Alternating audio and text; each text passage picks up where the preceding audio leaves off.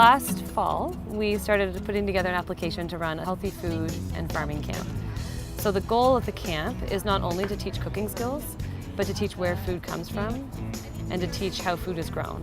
So the goal is to give them an appreciation through food, from cooking and trying really delicious meals and working with really gourmet chefs from around Halifax, but also visiting farms and getting a sense of an appreciation for how food is grown and where food comes from. Okay, so why are you here? Anything food related. Yeah. I like food. This afternoon, we're visiting Common Roots Urban Farm. It's really exciting for them to feel part of, a growing urban farm. Should we go for a walk around?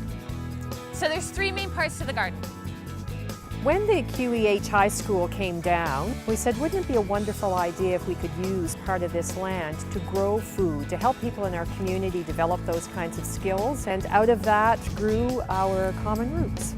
Currently, we have many restaurateurs who have plots of land who are growing fresh herbs. We have people in the community who live in apartments and have no ability to grow fruits and vegetables or flowers who are participating in some of the plots. We have a number of plots that we call our market gardens, and the vast majority of that food goes to the Parker Food Bank. We have youth from a number of programs who are coming here who are learning skills, learning about good, healthy food. So that's our whole intention, because our mission and our vision at Capital Health is healthy people, healthy communities, and this is where it starts. Do people know what these are? Yeah. We've seen flowers that can be eaten, which is quite interesting. I love this.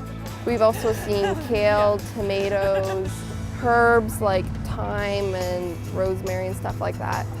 We think that this is just a beautiful example of Thrive in action. This is about teaching people around good food supply, sustainable food, how to grow your own, engaging the youth in activity, teaching them good skill sets that are going to go forward with them as they grow older, and helping families come together and communities come together, so all contributing to wonderful health.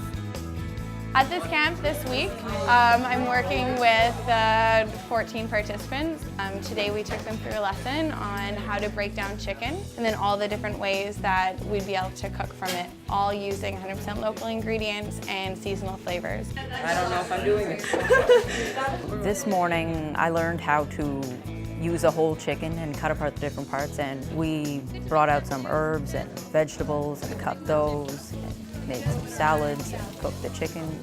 We need to know about preparing food, because as we get older, we're going to have to start preparing more of our own food. And we can't just rely off of microwave meals all the time. So it's good to be able to prepare your own food from scratch.